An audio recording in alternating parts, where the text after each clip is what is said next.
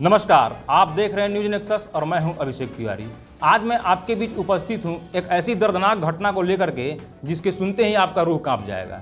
ये घटना है आपको रमना थाना अंतर्गत टंडवा गांव की, जहां एक महिला का शव पुलिस को 29 मई को बरामद होता है।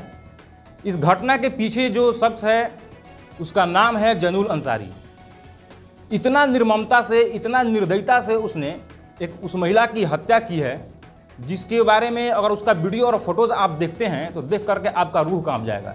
बहुत सारे व्यक्ति जो अगर हृदय के रोग से ग्रसित होंगे, अगर वो देख लेंगे तो हार्ट अटैक आ जाएगा। इस तरह से खूंखारियत और इस तरह से दरिंदगी से उनकी हत्या की गई है।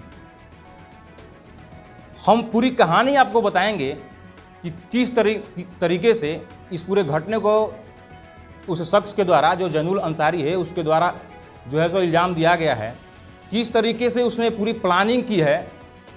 जैसे आप किसी फिल्म में देखते होंगे कि जो शूटर्स होते हैं, जो अपराधी होते हैं, वो पूरा फ्रेमिंग करते हैं किसी घटना को इल्ज़ाम देने के लिए। उसके द्वारा इतना भयानक प्लानिंग किया गया, इतना भयानक प्लानिंग किया गया है कि अगर आप सुनेंगे, अभी मैं बताऊंगा आपको पूरा विस्तार से उस स्टोरी को। सबसे पहले मैं बताता हूं आपको कि कैसे जो है सो ये घटना का शुरुआत कैसे होता है। जैनुल अंसारी नामक ये व्यक्ति तमिलनाडु में नौकरी करता था। नौकरी के दौरान होता है कि जैसे घर में आप और जो महिला थी, उनकी पत्नी थी, वो अपनी पत्नी को वहाँ से जब भी फ़ोन करता था तो फ़ोन व्यस्त आता था। उसी के आधार को मान करके, जो फ़ोन व्यस्त आता था उसी को मान करके वो यह मान बैठा था कि उसकी पत्नी का किसी के साथ अफेयर है। उस अफेयर के चक्कर में उसने प्लानिंग किया। वहाँ से वो तमिलनाडु से निकला, 28 को नगर उटारी में पहुँचा। आने से पहले वो पत्नी को फ़ोन करके बताया कि मैं आ रहा हूँ, लेकिन तुम किसी को बताना मत कि मैं यहाँ आ रहा हूँ, मैं सिर्फ तुमसे मिलने आ रहा हूँ। वो अपनी पत्नी को गांव से बाहर महुआ पेड़ के पास बुलाता है।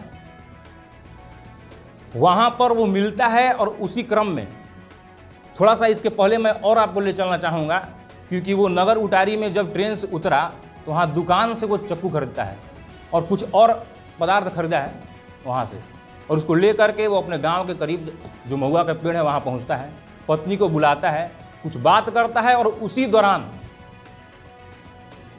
दौरान उस अपराधी ने अपनी पत्नी का इतना निर्ममता से कम 50-60 बार चाकू से गोद कर जब तक मारता है तब तक कि उनका जो है सो मृत्यु नहीं हो जाती है। सोचिए आप, क्या ये किसी आम इंसान या हमारे और आपके जैसे जो एक नॉर्मल व्यक्ति है उसके लिए संभव है? जो एक आम आदमी है वो कभी क्या चक्कू छुएगा तो उसका हाथ कांपने लगेगा। किस प्रकार का निर्दयी व्यक्ति था जो अपनी पत्नी को सिर्फ एक शक के आधार पे इतने चाकुओं से इतनी बार गोदता है, इतनी बार चक्कू गोदता है कि उनकी मृत्यु हो जाती है। और देखिए उस शातिर मिजाज आदमी का, और वहीं पर नहीं रुकता है। जब उनकी मृत्यु हो जाती है तो वहाँ पर कुछ आपत्तिजनक सामग्री जो होता है, जो लेकर के आया हुआ होता है, वो इसलिए ताकि जब पुलिस या कुछ लोग वहाँ पहुँचे, क्योंकि देखिए घटना हुआ है, मृत्यु होगा तो वहाँ लोग आएंगे, जब लोग वहाँ पहुँचेंगे तो उनको भ्रमित करने के लिए वो ऐसे सामग्री वहाँ पर फेंक देता है, जिसको देख करके पुलिस को या कोई भी आएगा उसको यही लगेगा कि यहाँ पर जो है सो दुष्कर्म हुआ है, और दुष्कर्म के बाद जो लोग दुष्कर्म किए हैं वो लोग इनको जो है सो मार दिए हैं। उसके बाद वो व्यक्ति क्या करता है, वहाँ से निकलता है, फिर वापस ट्रेन पकड़ता है और ट्रेन से वो जबलपुर चला जाता है। जब पुलिस घटनास्थल पे पहुंचती है, सारा कुछ जो है सो वहाँ से उनको बरामद होता है। उसी में खून से लथपथ कपड़े मिलते हैं उनको, उसी में एक जो है सो ट्रेन का टिकट मिलता है। और उसी आधार पर, क्योंकि देखिए इसको लगा था कि पुलिस जो है सो जो उसके द्वारा जो जाल बिछाया गया था उसमें फंस करके कहीं और जो है सो छानबीन लग जाएगी और ये बच करके वहाँ से निकल जाएगा। लेकिन जो गढ़वा पुलिस है, जो गढ़वा जिले के जो एसपी हैं, उनके द्वारा एक टीम का गठन किया गया था। उसमें जो बंशीधर नगर अनुमंडल के जो आपको एसडीपीओ हैं और भी जो पदाधिकारी हैं, थाना प्रभारी हैं, उन सब लोगों को जो सूझबूझ के उनके द्वारा जो एक टीम बनाई गई थी, उन लोगों ने मिल करके इस घटना का पर्दाफाश किया और जो है सो फ़ोन का जो लोकेशन होता है उसको ट्रेस करके उस व्यक्ति को धुर्की थाना अंतर्गत से, मतलब धुर्की के आसपास, वहीं से उसको गिरफ्तार कर लिया जाता है। अब गिरफ्तारी के बाद पुलिस कस्टडी में जो वो आता है, जो अपराधी, वो सारा चीज़ जो भी उसके द्वारा कृत किया गया वो सबको कबूल करता है। लेकिन सबसे खतरनाक और सबसे खूंखारियत आप देखिए कि ये जो दरिंदा है, क्योंकि ऐसे लोगों को देखिए दरिंदा ही कहेंगे, जो अपनी बीवी को, जिसके साथ आप जो है सो हम यही ना होता है, मरने जीने का आप कसम खाते हैं, उसका इस तरह से निर्ममता से हत्या सिर्फ एक शक के आधार पर आप करते हैं, तो आप कैसा इंसान है आप सोच सकते हैं। लेकिन इसमें हम पुलिस का सूझबूझ और जो पुलिस के लोग हैं, जो वहाँ के थाना प्रभारी हैं, जो एसडीपीओ हैं, उनके द्वारा जो एक्शन लिया गया और त्वरित कार्रवाई करते हुए उसको गिरफ्तार कर लिया गया है। इसी बाबत कल जो एसडीपीओ हैं वहाँ के, और जो और भी थाना प्रभारी वगैरह और भी जो वहाँ के पदाधिकारी हैं, उनके द्वारा एक प्रेस वार्ता का आयोजन भी वहाँ पर किया गया था। ये भी हम आपको सुनाना चाहते हैं कि आप सुनिए और उनके द्वारा क्या कुछ बताया गया, आधिकारिक तौर पर आप जानिए कि किस प्रकार से उस दरिंदे ने पूरे इस कहानी को, पूरे इस जो घटना है उसको अंजाम दिया और कैसे उसका, कहाँ से उसको पकड़ा गया, क्या कुछ कहा गया। तो आइए हम पहले प्रेस वार्ता को देखते हैं। 29 तारीख को सुबह रमना थाना अंतर्गत एक सूचना प्राप्त हुआ था कि एक महिला की हत्या, चाकू से हत्या कर उसका शव ग्राम टंडवा में पड़ा हुआ है। इस सूचना का सत्यापन पर थाना के द्वारा कार्रवाई करते हुए जांच पड़ताल किया गया, तो मृतिका वही ग्राम टंडवा की ही रहने वाली शहीदा बीवी पति जैनुल अंसारी का पाया। उसके परिजनों को सूचना दिया गया, जिसके आलोक में मृतिका के भाई नौशाद अली के द्वारा लिखित रूप से रमना थाना में FIR दर्ज कराया गया है मृतिका के ससुराल के लोगों के ऊपर। इस विभत्स घटना को लेकर पुलिस अधीक्षक गढ़वा महोदय के द्वारा एक टीम का गठन किया गया, ताकि इस केस में जल्द से जल्द उद्भेदन हो और इसमें संलिप्त अभियुक्तों की गिरफ्तारी हो सके। इस केस कांड का अग्रतर अनुसंधान करते हुए इस घटना में शामिल मृतिका के पति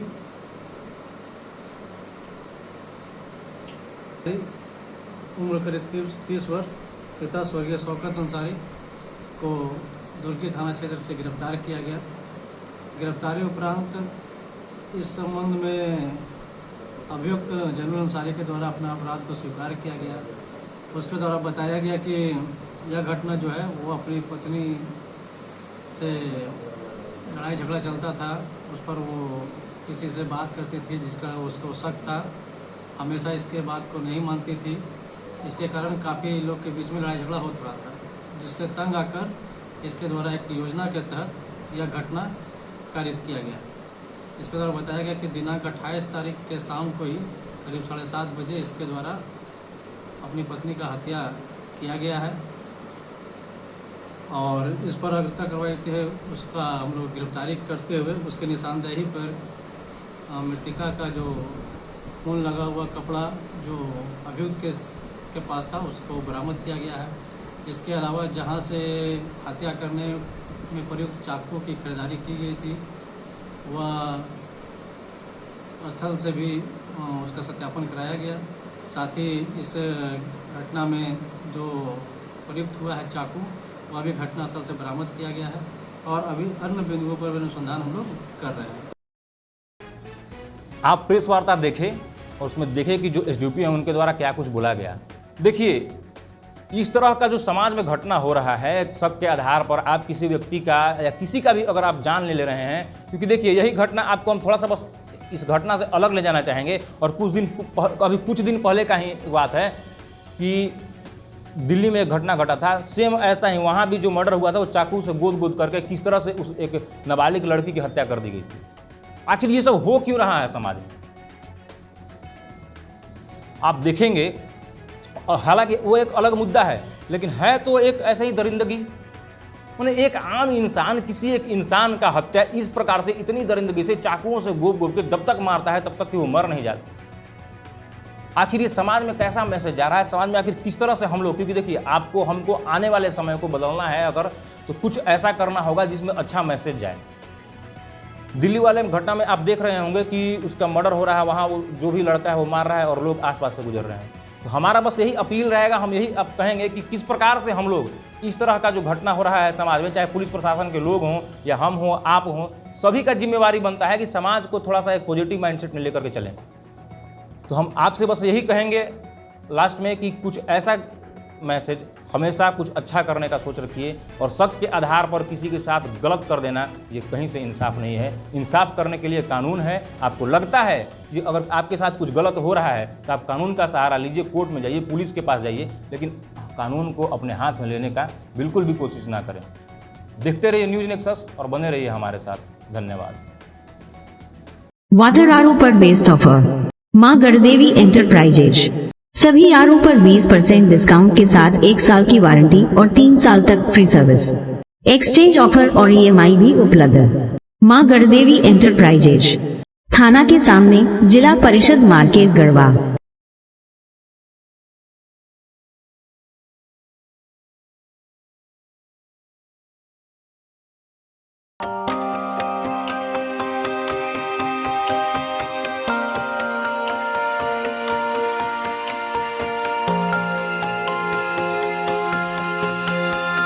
बेस्ट गहने आप भी पहने। कृतिका ज्वेलर्स, पुरानी बाजार चौक, गढ़वा।